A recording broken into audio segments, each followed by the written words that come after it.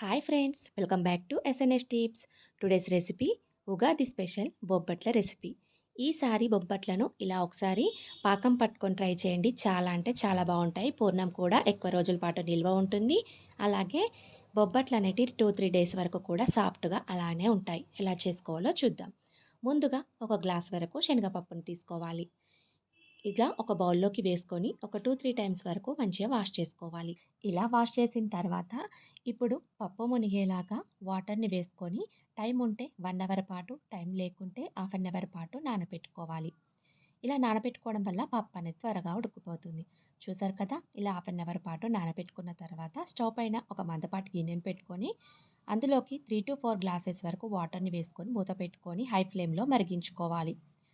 ఇలా మరిగిన తర్వాత మనం నానబెట్టుకున్న శనగపప్పును ఇందులోకి యాడ్ చేసుకోవచ్చు. మీరు కుక్కర్‌లో వేసి కూడా 3 విజిల్స్ వచ్చేంత వరకు పెట్టుకొని కుక్ చేసుకోవచ్చు. లేదా ఇలా అయినా చేసుకోవచ్చు. ఇలా పప్పు వేసిన తర్వాత కలుపుకొని మూత పెట్టుకొని 20-25 మినిట్స్‌లో వరకు మధ్య మధ్యలో కలుపుకుంటూ కుక్ చేసుకోవాలి. ఇలా 20 మినిట్స్ తర్వాత ఒకసారి మూత ఓపెన్ చేసుకొని బాగా మిక్స్ చేసుకొని పప్పు ఉడికిందో లేదో చూసుకోవాలి. చూసారు కదా! పప్పు అనేది పర్ఫెక్ట్‌గా ఉడికిపోయింది. ఇలా చేత్తో మెదిమినప్పుడు మెత్తగా అయితే పప్పు పర్ఫెక్ట్‌గా ఉడికినట్టు. ఇప్పుడు స్టవ్ ఆఫ్ చేసుకొని ఒక జల్లెడ గిన్నెని తీసుకొని దాని కింద ఒక బౌల్‌ని పెట్టుకొని దీన్ని వడకట్టుకోవాలి. ఇలా వడకట్టుకున్న వాటర్‌ని మనం చింతపండు రసం వేసి సూప్‌లాగా కూడా ప్రిపేర్ చేసుకోవచ్చు. ఇప్పుడు ఈ పప్పును మనం ఇలా వెడల్పుగా అనుకొని ఫ్యాన్ కింద పెట్టుకొని పూర్తిగా చల్లారనివ్వాలి.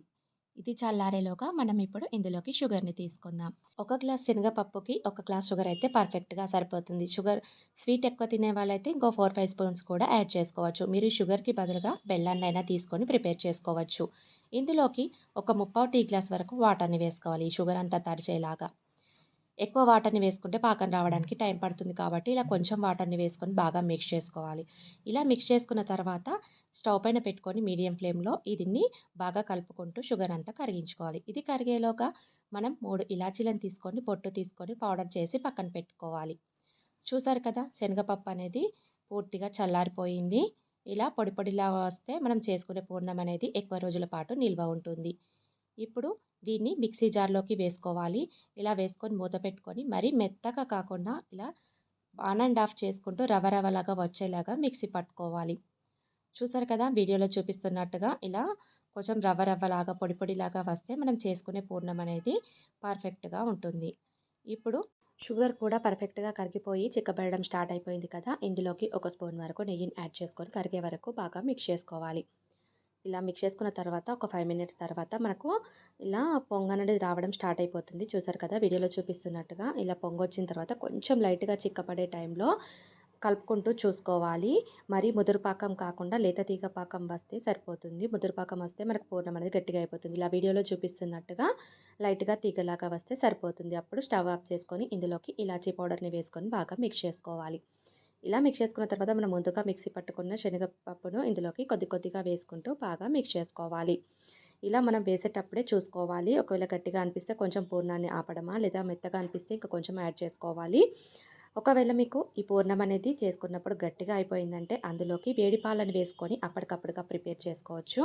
ఒకవేళ పూర్ణం అనేది లూజ్ అయిందంటే అందులోకి బొంబాయి రవ్వ ఉంటుంది కదా! దాన్ని కొంచెం లైట్‌గా వేయించుకొని ఇందులోకి వేసుకొని కూడా ప్రిపేర్ చేసుకోవచ్చు. అలా అయినా బానే ఉంటుంది.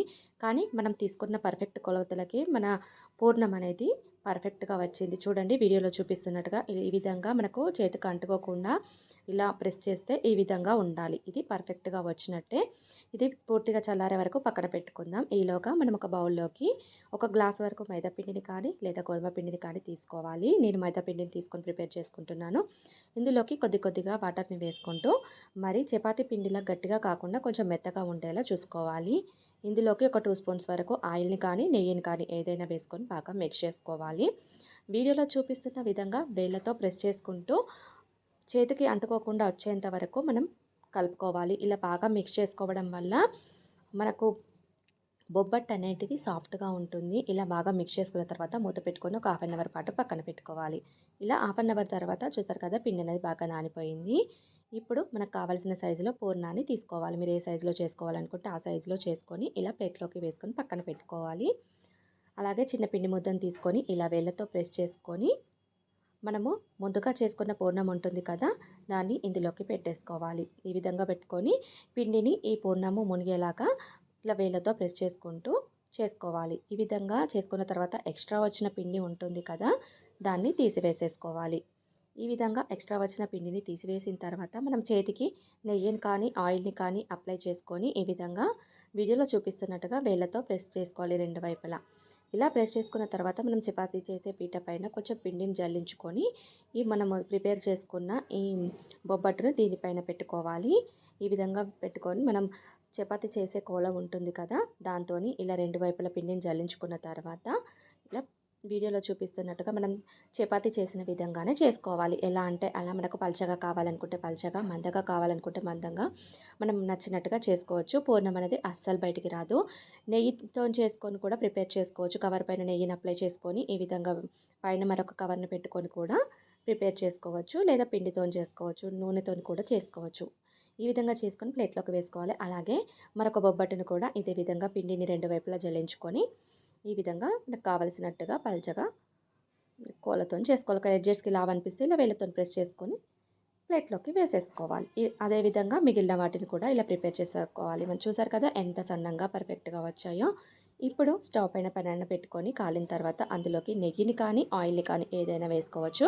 ఈ విధంగా వేసుకొని పైన మరొక స్పూన్ వరకు నెయ్యిని వేసుకోవాలి. ఇలా ఎడ్జెస్‌కి రెండు వైపులా తిప్పుకుంటూ నెయ్యిని వేసుకుంటూ కాల్చుకోవాలి. లేదా ఆయిల్‌నైనా వేసుకుంటూ ఈ విధంగా చుట్టూ తిప్పుకుంటూ కాల్చుకోవాలి.